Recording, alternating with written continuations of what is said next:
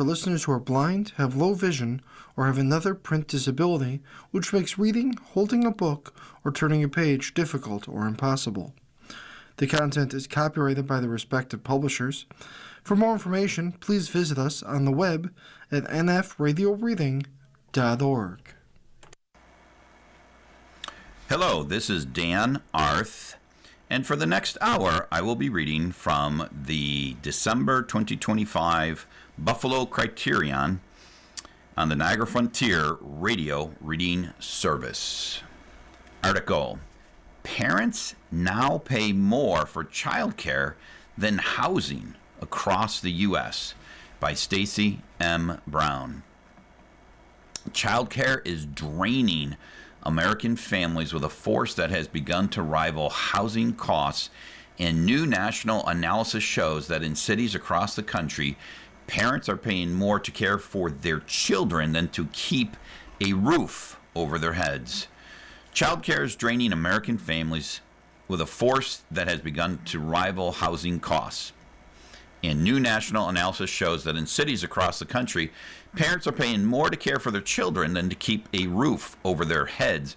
Researchers at Lending Tree found that infant care exceeds average rent in 11 of the nation's 100 largest metro areas, while child care for 2 children exceeds rent in 85 cities across the country. The spike in expenses lands at a moment when the federal shutdown has blocked funding for 140 Head Start programs that serve 65,000 preschoolers. At least 20 programs have partially or fully closed, directly affecting nearly 10,000 children whose families now face soaring out-of-pocket child care costs with no federal support. Matt Schultz, Chief Consumer Finance Analyst for Lending Tree, called the price crush unavoidable for many families. Spending almost $1,300 a month on childcare is a massive burden for parents, but most families don't have another choice, Schultz stated. They can't stay home. They don't have family or friends they can rely on for childcare. They have no other option but to put up a ton of money each month for childcare. According to Lending Tree, full-time infant care across the 100 largest metro areas averages $1,282 per month, compared with $1,716 for a 2-bedroom rental. But in cities like Springfield, Massachusetts, parents now spend $1,996 on infant care, compared with $1,734 for a 2-bedroom apartment. That 15% gap is the highest in the country. Milwaukee follows at nearly 15%. Wichita, Omaha, Baltimore, Buffalo, Syracuse, Spokane, Minneapolis, Toledo, and Worcester also report infant care costs that outpace rent by significant margins. The financial blow becomes more punishing for households with 2 children.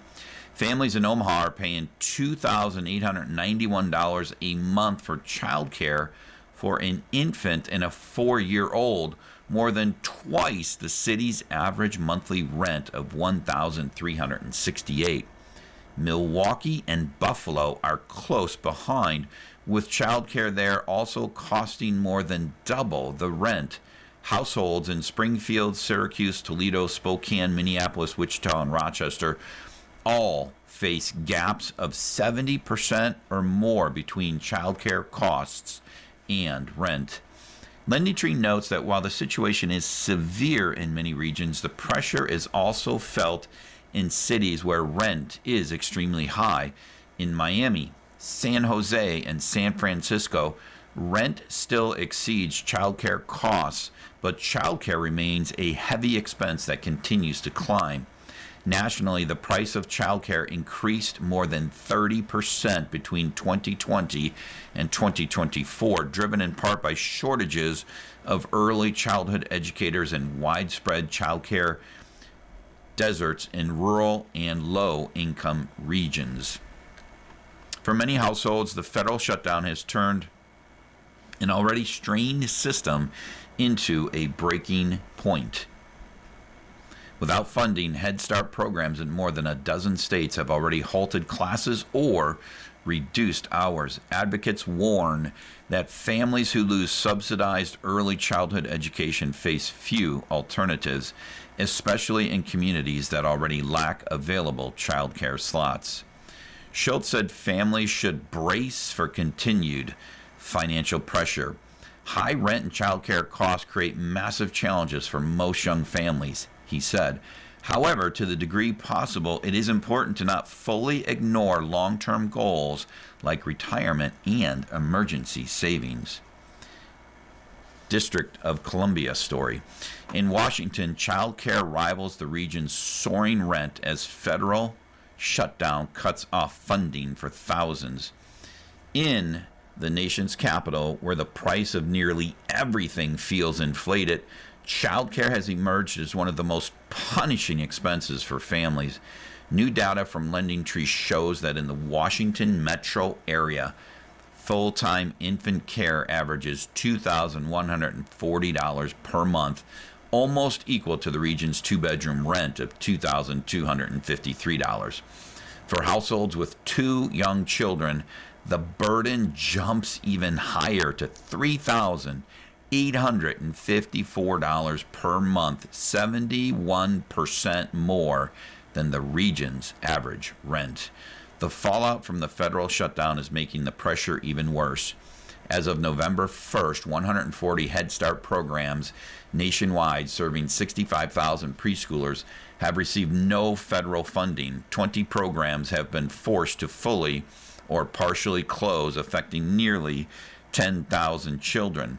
Programs in the D.C. region warn that unless Congress releases funds, more families will be pushed into the already overburdened private child care market where prices outpace salaries for many workers.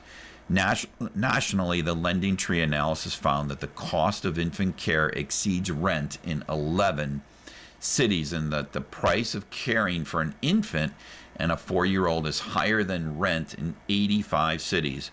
Washington ranks 14th on that list. The average D.C. area family with 2 children is paying $1,601 more per month for childcare than for housing. Baltimore, also in the region, reports infant care costs of $2,084 compared with rent of $1,857 per month, a 12% gap that adds to financial pressure across the wider metro corridor. Matt Schultz of LendingTree said many families cannot escape the mounting costs. Most families don't have another choice, he said. They can't stay home, they don't have family or friends they can rely on.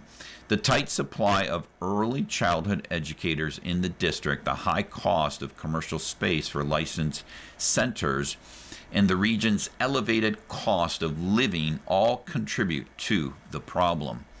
Industry experts also point to the surge in demand as more parents return to in-person work. Washington's struggle mirrors national trends. Between 2023 and 2024, the average price of childcare nationwide jumped more than 13%. The district remains one of the most expensive cities in the country for infant care, exceeding the cost of public university tuition in many states. Local officials have urged Congress to restart child care funding immediately. Without the federal support that sustains Head Start and early Head Start operations in the region, families who already pay some of the highest child care prices in the country will face even fewer options. Schultz warned that the situation demands urgent attention. It makes an already difficult financial situation that much more challenging, he said.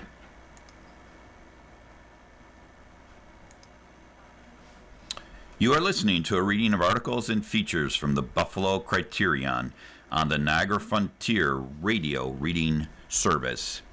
Next article is health related. New York State Office for the Aging highlights resources during Caregivers Month to help New Yorkers who provide unpaid care to friends and family.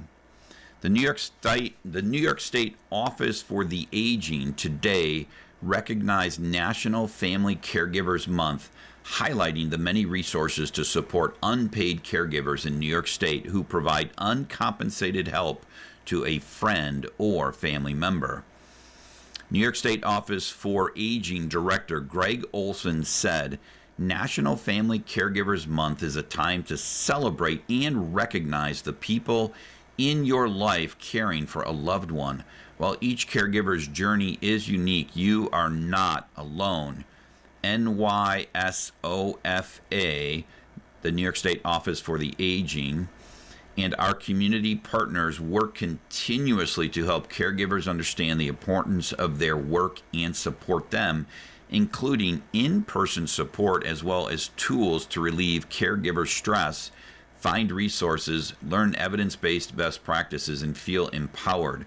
More than half of unpaid caregivers do not self-identify in this role.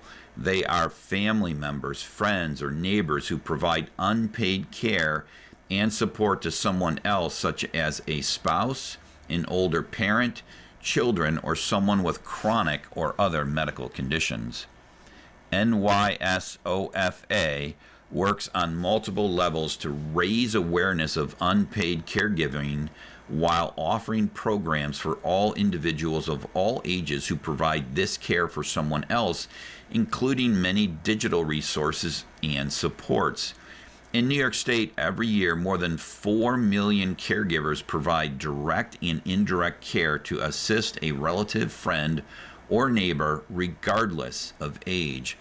Understandably, caregiving can take a toll on a caregiver's physical and mental health. NYSOFA has partnered with Archangels on an Any Care Counts New York campaign that uses a Caregiver Intensity Index, CII, for measuring caregiver intensity. The Caregiver Intensity Index, CII, is being used statewide by area agencies on aging, AAAs, for caregiver assessments, revealing that more than 30% of caregivers are, quote, in the red, meaning they are experiencing the most severe caregiving burden or are in crisis, and more than half are still working. Learn more and get your score using the CII here. Self-identifying as a caregiver. To help caregivers self-identify, NYSOFA has developed a caregiver's guide video that summarizes the many services and supports available to caregivers in New York State. Aging services programs to help caregivers. Area agencies on aging in New York State deliver more than 20 core services to help older adults age in place. These programs help caregivers by meeting older adults' social, assistive, and other community-based needs, thus relieving caregiver intensity. These services and supports include transportation, nutrition programs, home-delivered and congregate meals, personal care, legal services, social programs, including friendly calls or visiting programs, and more. To learn more about these programs, visit NYSOFA's website. That's New York State Office for the Aging, or contact New York Connects at 1-800-342-9871. That's New York Connects at 1-800-342-9871. NYSOFA and the Aging Services Network also provide directly to caregivers, such as respite programs.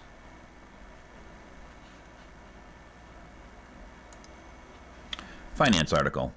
Home Buyer Financial Matter Seminar by Julian McGee. A home ownership seminar was held at the Frank E. Merriweather Library branch located at 1324 Jefferson Avenue on August 21st, 2024, featuring representatives from M&T Bank, 1300 Jefferson Avenue, Buffalo Urban League, the Murphy Bergen Realty Corp Group, MMB, and WUFO Radio.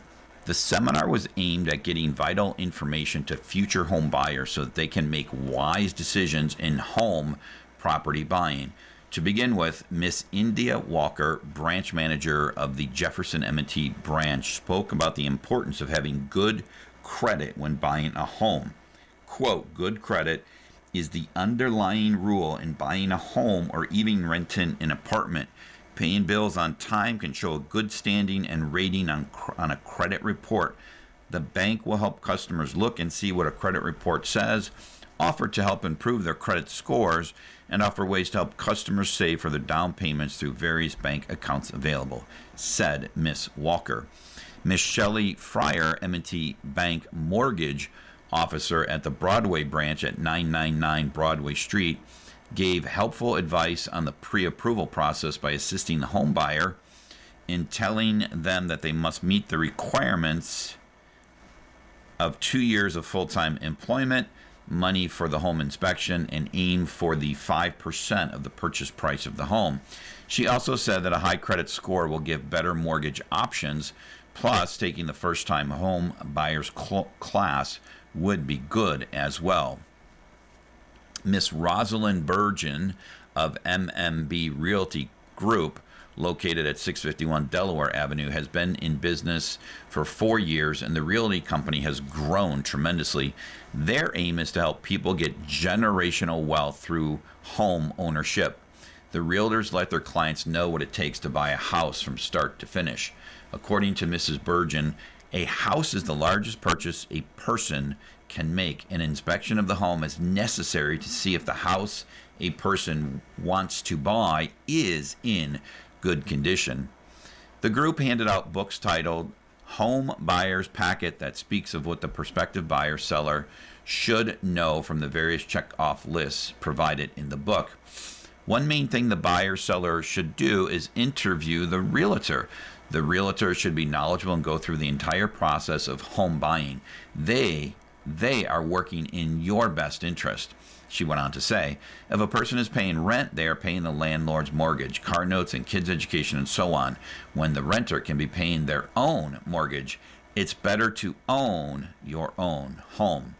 Beverly Moore of the Buffalo Urban League spoke on managing your money to prepare and the advantages of home ownership. She said, home ownership builds a sense of community, equity, stability, and tax benefits.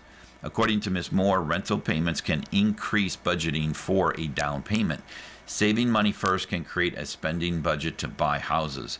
The Buffalo Urban League has different housing resources to offer through its housing and community development programs, such as the home ownership with counseling on obtaining, maintaining, and retaining your home, rental counseling offering information on affordable rental units that are currently open.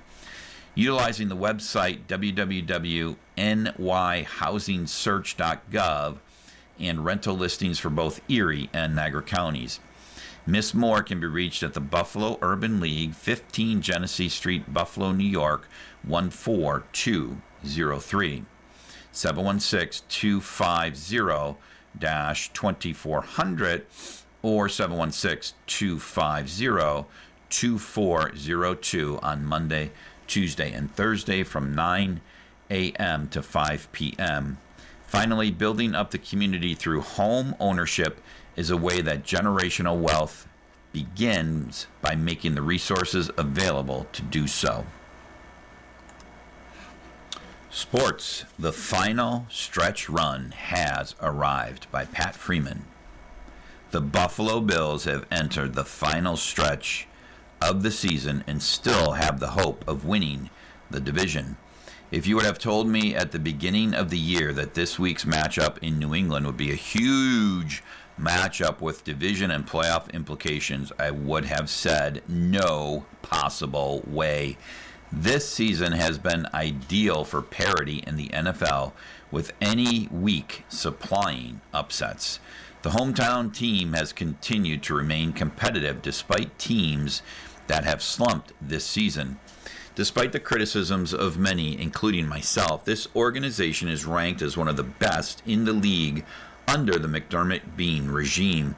If the Bills can get into the tournament, anything can happen with a franchise quarterback like Josh Allen. The problem is that the Bills have had injuries this year, which has hurt them for the first time during this regime's tenure. It is hard to do well when you do not know who is suiting up from week to week. This has been the first year that the Bills under McDermott Bean have had so many issues with players staying healthy. The other bug which has hurt the Bills are turnovers at the wrong time, especially in close games. Turnovers are the one thing that drives head coaches crazy because you are now beating yourself. Surely running back James Cook, after demanding a new contract, is going to have to address his recent fumbles during games. One thing you know for sure is that the head coach will address this issue, especially now that we are in harsh weather months. Sports. Basketball legend George McGinnis dies at 73 by Stacey M. Brown.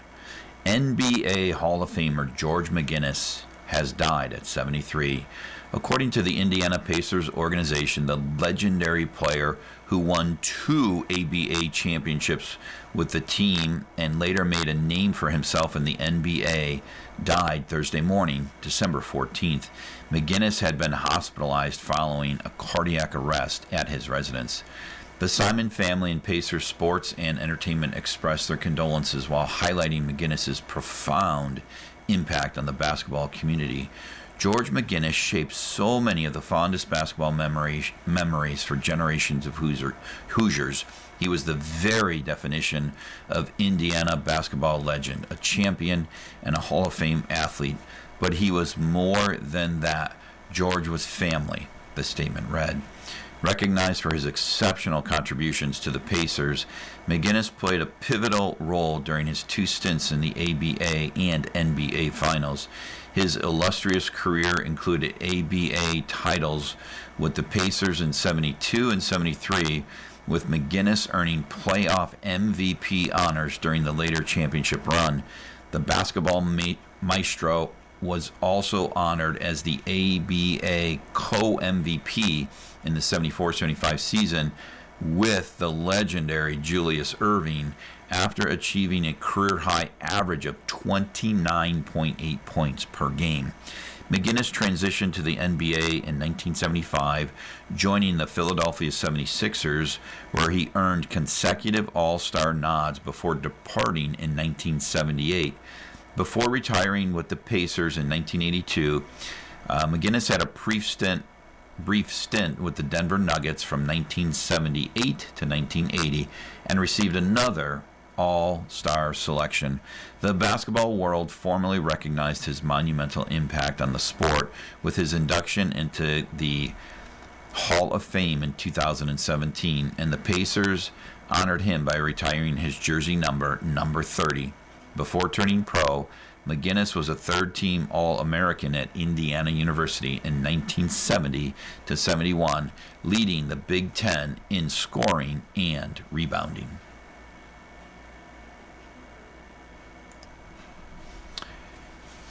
Entertainment article. 2 Buffalo natives helped bring the new Hallmark holiday film to life, continuing the city's growing moment in festive pop culture. Fresh off the excitement surrounding the Buffalo Bills themed Hallmark movie, Western New York has even more to celebrate. 2 Buffalo natives played key roles in the creation of Hallmark's newest holiday release, A Grand Ole Opry Christmas. Director Claire Niederpruem and actress Eliza Hayes Marr, both hailing from Buffalo, have contributed their talents to the film, marking another proud moment for the city in the national spotlight. While Marr will be celebrating from afar, Claire Niederpruem will return home to Buffalo on Saturday, November 29th, 2025, for a special private watch party honoring the film and her continued creative success. A hometown director on the rise, Claire Niederpruem has become known for her warm, character-driven filmmaking, directing projects such as Little Women in 2018 and Christmas with the Campbells in 2022. Her growing body of work spans multiple studios, including Hallmark, and has established her as a distinctive voice in modern holiday storytelling. Two local creatives making national impact. Eliza Hayes Marr, who appears as young Rita in A Grand Ole Opry Christmas, is also a Buffalo native with a career across stage and screen. She was also seen in all three of the fan favorite Hallmark Haul Out the Holly films, Hidden Gems in 2022 and Taking the Reins in 2021. Buffalo's creative momentum, with multiple Buffalo-connected artists making waves in recent Hallmark productions, the city's influence on holiday entertainment continues to grow. Niederpruem and Marr's work reinforces Buffalo's reputation as a place that cultivates strong storytelling, artistic collaboration, and nationally recognized talent. You are listening to a reading of articles and features from the Buffalo Criterion on the Niagara Frontier Radio Reading Service. Entertainment article: Wendy Williams' Brave Revelation, Living with Progressive Aphasia and Frontotemporal Dementia, by Stacy M. Brown.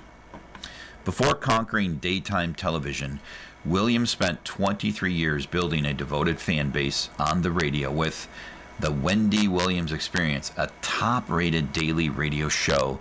Syndicated nationally, it aired on WBLS in New York, captivating an audience of more than 12 million people.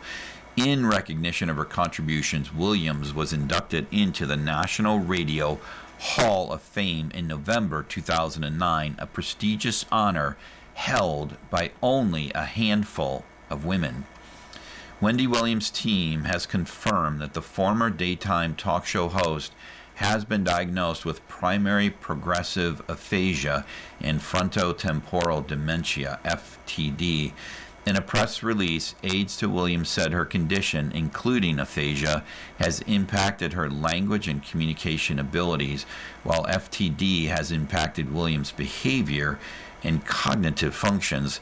Last year, actor Bruce Willis also shared his battle with the same form of dementia. Known for hosting The Wendy Williams Show from 2008 to 2021, Williams has faced a myriad of health challenges leading to her departure, including Graves' disease and lymphedema. The show ultimately concluded in June 2022 after several guest hosts took over. Over the past few years, questions have been raised at times about Wendy's ability to process information, and many have speculated about Wendy's condition, particularly when she began to lose words, act erratically at times, and have difficulty understanding financial transactions, her team said in a news release. The decision to share this news was difficult and made after careful consideration, not only to advocate for understanding and compassion for Wendy, but to raise awareness about aphasia and frontotemporal dementia and support the thousands of others facing similar circumstances. The Hollywood Chamber of Commerce honored Williams in 2019 with the 2,677th star on the world-famous Hollywood Walk of Fame in the category of television. Born in Asbury Park, New Jersey, Williams counts as one of the world's foremost media moguls, philanthropist, entrepreneur, performer, and best-selling author. She became a household name thanks to her nationally syndicated talk show, The Wendy Williams Show. The show was a powerhouse on daytime television, earning multiple daytime Emmy nominations and boasting memorabilia in the Smithsonian Museum. Broadcasting in over 50 countries, The Wendy Williams Show consistently drew more than 1.6 million viewers per episode. At the show's heart was a diverse mix of interviews with celebrity guests from television, film, music, and sports. Williams and the show have been recognized with Daytime Emmy nominations for Best Talk Show Host and Best Entertainment Talk Show. Before conquering daytime television, Williams spent 23 years building a devoted fan base on the radio with the Wendy Williams Experience, a top-rated daily radio show. Syndicated nationally, it aired on WBLS in New York, captivating an audience of more than 12 million people. In recognition of her contributions, Williams was inducted into the National Radio Hall of Fame in November 2009, a prestigious honor held by only a handful of women. Her versatility as a performer extends beyond the airwaves with TV, Broadway, and film credits to her name. She has graced the screen in various roles, from playing herself on NBC's 30 Rock to competing on season 12 of ABC's Dancing with the Stars. Her hosting stint on Game Show Network's original series Love Triangle, along with featured guest appearances on ABC's One Life to Live and Lifetime's Drop Dead Diva, showcased her diverse talent. Additionally, Williams took on significant roles in the major motion pictures Think Like a Man and Think Like a Man 2, as well as a memorable turn as Mama Morton in the Tony-winning revival of the musical Chicago. In 2014, HarperCollins published Hold Me in Contempt, Williams' seventh book and debut romance novel. The book skyrocketed to New York Times bestseller status on its first day of release, solidifying her influence across various forms of media. Adding another feather to her cap, Williams ventured into the world of fashion design, achieving the status of a #1 selling brand with HSN through her Wendy Williams collection. The announcement about her health arrives just days ahead of the premiere of the two-part documentary, Where is Wendy Williams?, airing on Lifetime on February 24th and 25th. Williams herself produced the documentary, which candidly examines her experience with Graves' disease and other topics. Contrary to the portrayal in the film, Wendy's sister, Wanda Finney, reassured the public that Williams is now in a much better place emotionally and is in greater shape. I spoke with her yesterday, and she is, from what I understand, in a wellness healing environment, Finney stated. We cannot reach out to her, but she can reach out to us, and she is in a healing place emotionally. She's not the person that you see in this film. An article from local news, Claus with a Cause, December to Remember. The International Claus with a Cause has kicked off his 2025 December to Remember tour in Buffalo, New York, with the creation of the Junior Claus Academy for Young Christians. The appointment of a Junior Claus, the King of Awesome, starts with a magical tree lighting at the Michigan Street Baptist Church, then to a beautiful brunch with the Buffalo Federation of Neighborhood Centers. The event culminates with a massive toy giveaway with WUFO 1080 Power 96.5 FM at their soulful Christmas celebration, ice skating at KeyBank Center with Sabretooth, and much more. His Buffalo adventures are far from finished. His next adventure is the Holidays on the Fairways on December 13th, which will be a free golf clinic and toy giveaway at the Encore Golf Facility. His journeys take him all around the world every year, and since Buffalo is so special to his heart, and to celebrate the centennial of the Buffalo Criterion, he wants to offer a limited special offer of free virtual visits on Christmas Day with families who subscribe to the Buffalo Criterion. A select number of subscribers will be chosen, and even a few will be lucky enough to have the paper delivered by Kenta Claus himself on December 22nd. If you are not a subscriber, it's not too late to give the gift of this historical newspaper to your church, organization, or family members who would love to have this publication come to them every week. Contact the Buffalo Criterion at 716-882-9570, 716-882-9570, or email criterion.info@thebuffalocriterion.com to be eligible. Kenta Claus wants everyone to have a Merry Christmas and joyous Kwanzaa. Follow his journeys on his social media at Kenta Claus.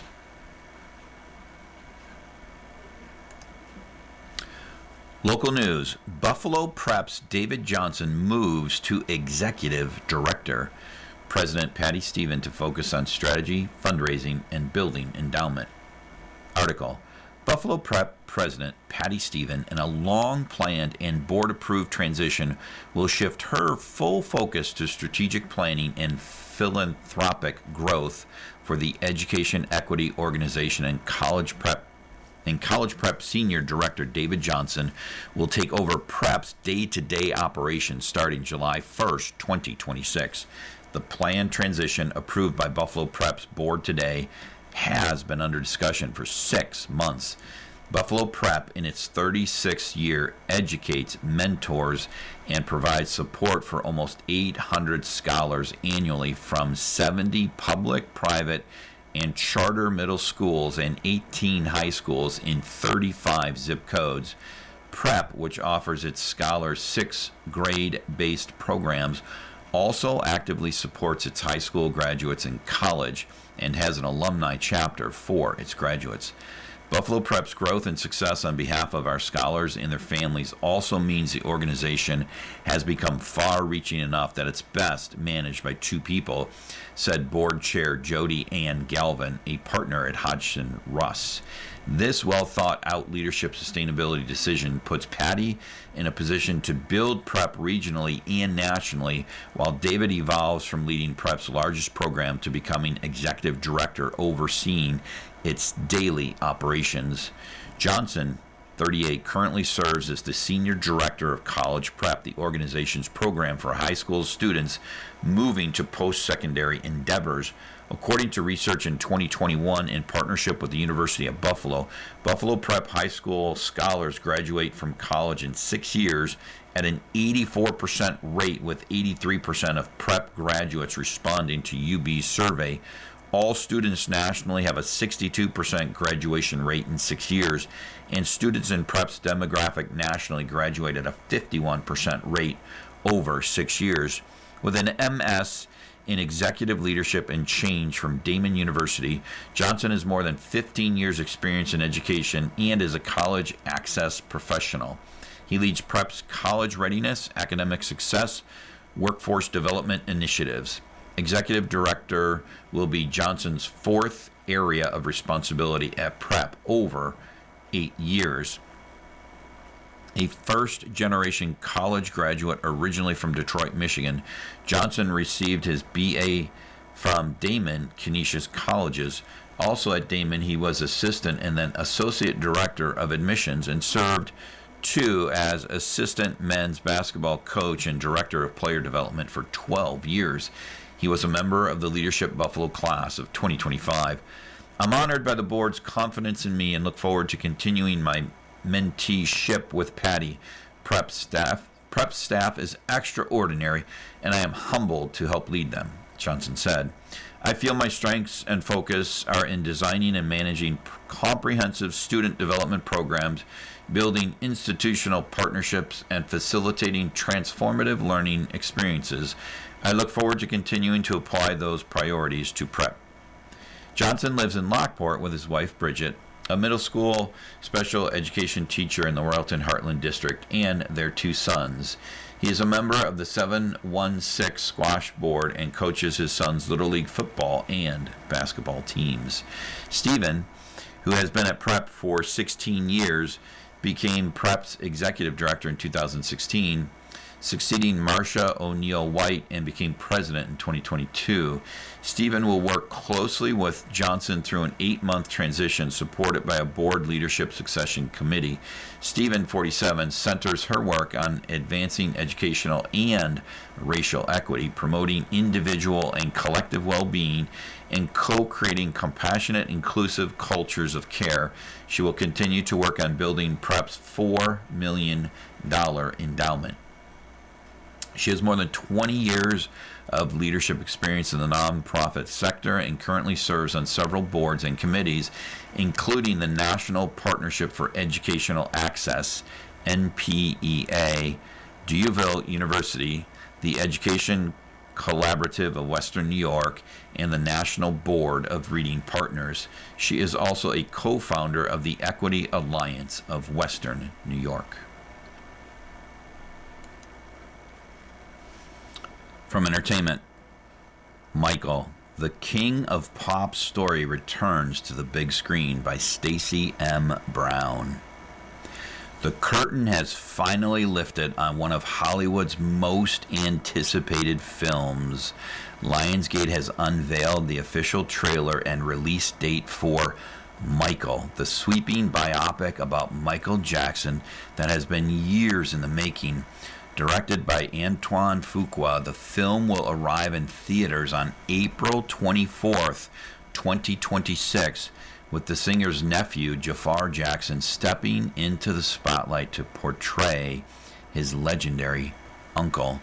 The trailer wastes no time rekindling the aura of Jackson's genius, opening with a studio scene between Jackson and his longtime producer, Quincy Jones, played by Kendrick Sampson. The clip builds from a quiet, familiar rhythm to the electrifying pulse of "Wanna Be Startin' Something." Viewers catch glimpses of the singer's childhood, flashes of Thriller and the silhouette that redefined pop culture. Each frame reminds fans of why Jackson remains unmatched in artistry and influence. The cast surrounding the late pop king's nephew, Jafar Jackson, reads like a who's who of black entertainment and music history. Coleman Domingo plays Joe Jackson, Nia Long portrays Catherine Jackson, and Lorenz Tate takes on the role of Motown founder Berry Gordy. Laura Harrier portrays music executive Susan DePass, while Kat Graham embodies Diana Ross. Miles Teller plays attorney John Braca, a towering entertainment lawyer and longtime Jackson confidant who later became co-executor of his estate. The film's journey to release has been as complicated as the icon it portrays. Production wrapped in 2024, but legal hurdles over depictions of past controversies forced extensive reshoots and editing delays. Even so, Fuqua's film now appears ready to reclaim the narrative, focusing on Jackson's creative ambition and humanity beyond tabloid noise. IndieWire reported that the film had faced, quote, a massive legal snafu over a disputed storyline, but was retooled to center the music and legacy that defined generations. Michael promises more than a chronological retelling. It aims to explore how a child star from Gary, Indiana, became the world's most influential entertainer. The script, written by Oscar-nominated John Logan, traces Jackson's early years with the Jackson 5 through the triumphs and isolation of global superstardom, with Fuqua's cinematic eye and producer Graham King, who brought Bohemian Rhapsody to life, joining forces with estate executors Braca and John McClane. The film is positioned as both a tribute and a restoration of Jackson's cultural truth. Braca's work behind the scenes has long shaped Jackson's posthumous success. After the singer died in 2009, Braca and McClane took control of the estate burdened by debt and turned it into a global powerhouse worth billions. Under their stewardship, Jackson's projects have generated more than $3 billion in worldwide ticket sales and landmark deals, including a $600 million joint venture with Sony earlier this year. At its heart, though, Michael is a story about artistry that transcends scandal. It offers a reminder that despite the noise surrounding his life, Jackson's music still bridges continents and generations. The trailer's closing moments capture that spirit. As the beat of Billie Jean swells and Jafar Jackson moonwalks into a spotlight, audiences are left with a familiar feeling, the awe of witnessing something timeless return home.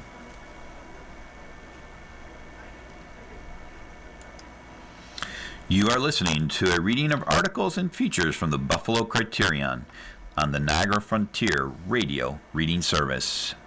From Is That Right? A Penny for Your Thoughts by Frank Gist. Last week, after 230 years, the U.S. Mint ended the production of pennies. I feel a tinge of childhood nostalgia whenever I think of pennies. How many remember walking to and from school to stop at the corner store and pay the shopkeeper with a fist full of pennies and get back a small brown paper sack full of candy? Those were our first financial transactions. That was our first life lesson about money. The reason why the penny isn't worth a penny anymore is because a copper penny cost 3.3 cents to produce, thus making the lowly penny a financial liability. It is rumored that the nickel might be the next to go. This is just the beginning of the end of all fiat currency, state-issued money. Recently, the Social Security Administration announced that paper checks have been phased out completely and all payments will be, quote, issued electronically via direct deposit or prepaid debit cards. Make no mistake about it, this is the final steps in making America a cashless society where all fiat currency will be eliminated and what is now called, quote, money will be a digital notation on a computer somewhere in cyberspace. The common citizen will no longer have anything tangible in their hands to prove ownership of anything. Most don't know that there was a time pre-1930 when a person could take a $100 U.S. gold certificate bill and redeem it at a bank for $100 in actual gold. That's when money was backed by something tangible that can be held in hand. This modern day high-tech economic structure is a direct way for the people to be financially controlled and even destroyed. The obvious fatal flaw in this techno-economy is what happens in a cashless society if the electric grid is broken or attacked. With no electricity, nobody has a way of making any transactions. This brave new world we live in is precisely predicted in George Orwell's dystopian classic novel, 1984, where the totalitarian corporate oligarchy conducts perpetual wars and every thought and action of the people are surveyed, manipulated, and documented for the greater good of Big Brother. From Eye on History, Towards a Better Life by Eva M. Doyle. Don't buy toy guns for Christmas. I wrote this article about 20 years ago, and I have repeated it again many times. I was the first writer in Buffalo to write about this important topic. Today, many nonviolent groups are spreading this message. I am still encouraging parents and guardians to buy other gifts for our youth. This message is still relevant today. We continue to see gun violence in our community almost daily. The message of non-violence needs to be emphasized as much as possible. Some people might see toy guns as simply a part of fun and play for children. At one time it was. I remember my brother getting a cowboy outfit with toy guns and caps for Christmas. It was all so innocent during that time. Playing cowboys was part of growing up for many young people. Now it is a different story because the toy guns that are made today resemble real guns that are for sale today. In the article that I wrote in 1994, I recalled the case of a 13-year-old young man named Nicholas Haywood Jr. Nicholas was playing with a toy rifle on the 14th stairwell of a Brooklyn housing project in September 1994. A police officer shot Nicholas and he later died. He said that he believed that Nicholas had a real gun in his hands. Today, in recent times, we have heard of cases such as this, where children had a toy gun mistaken to be real. As a result, they were shot by the police. The death of Nicholas had a tremendous impact on the youth in the surrounding community. A group of young people from Kids Press magazine started a campaign called Books for Guns. Kids Press was a literary magazine edited and written by about 50 young people in Brooklyn, where Nicholas lived. Many of them knew Nicholas and his family. They wanted to make a statement about the violence in their community. They went around their community armed with books and offered them to the youth in exchange for toy guns. One local toy store, after hearing about the death of Nicholas, decided to get rid of all the realistic guns. The owners had them taken off the shelves and melted down. The final decision is up to the parents whether to buy toy guns, real guns. Violence in the streets, violent television, and video games must be addressed also. Young people must be taught how to solve problems in peaceful ways. I like the idea of exchanging toy guns for books. It is better to stir the imagination of our children with good stories. My message will always be, don't buy guns for Christmas. I think it is still a very good message.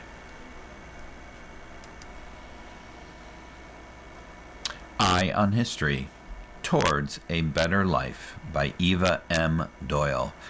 Preparing for snowstorms, blizzards, and other emergencies should become part of our daily lives. We all know that in Buffalo, weather can be unpredictable. We cannot take anything for granted. Now is the time for everyone to get ready. This columnist has written dozens of articles on how to prepare for disasters. The weather is changing all over the country. Snowstorms and blizzards are even more deadly. Here in Buffalo, the weather reports include two words that are heard more frequently: oscillating and snow bands. The recent storms in Buffalo saw these snow bands and oscillating storms cover western New York for more than a few weeks, leading to driving bans, high winds, and whiteouts. The one thing that people should realize now: it is better to be prepared than to wait until the last minute to rush out to the stores to buy the items that you need, because you will run into thousands of other people with the same idea. The store shelves will be cleaned out in a matter of minutes. I recently heard a radio program where the host said that it would only take 4 hours for store shelves to be cleared out in case of an emergency.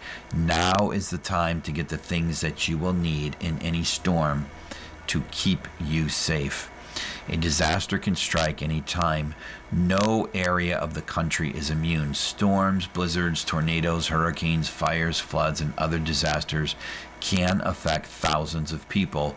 One of the things that will help you is to always have a go bag near your door that you take with you at a moment's notice. This go bag can be a backpack or lightweight suitcase with wheels because you might have to run with it. Having a go bag will keep you safe and comfortable for the hours or weeks that you might not be able to return to your home.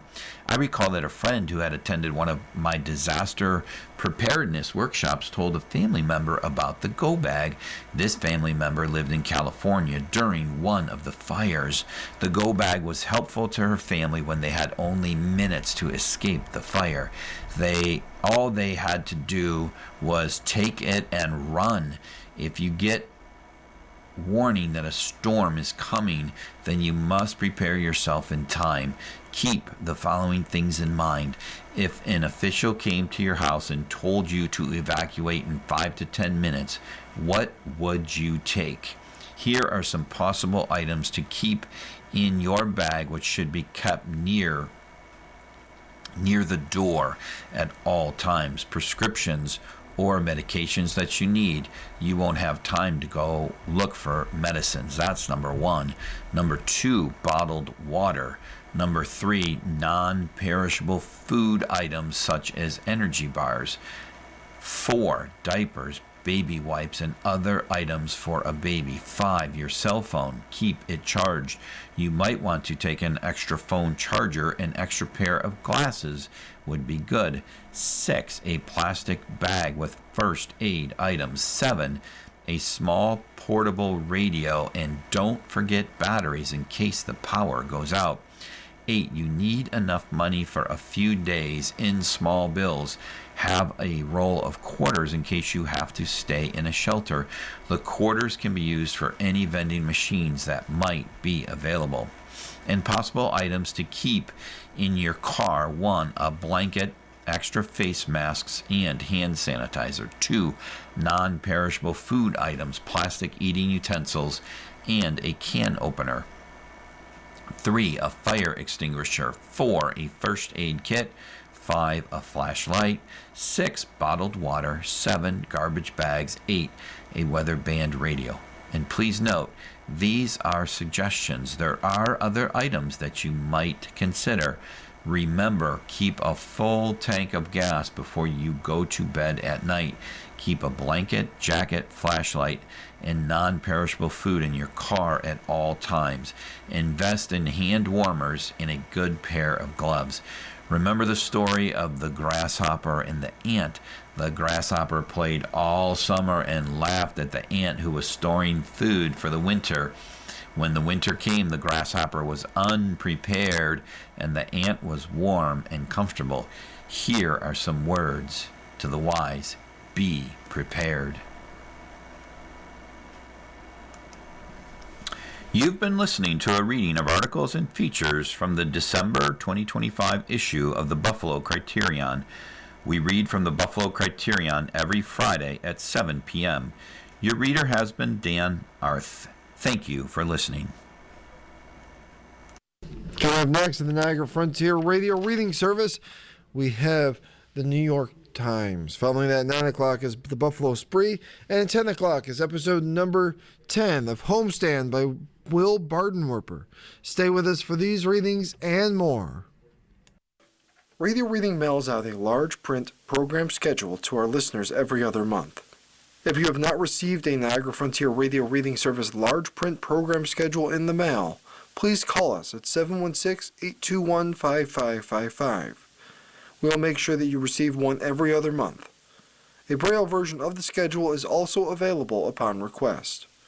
Our number again is 716-821-5555.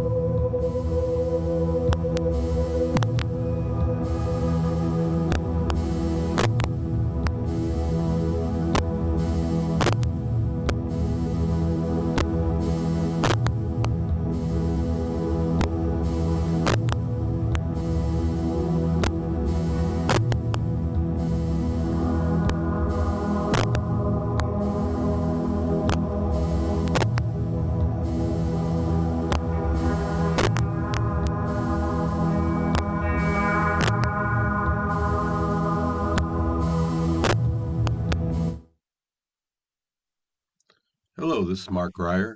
And for the next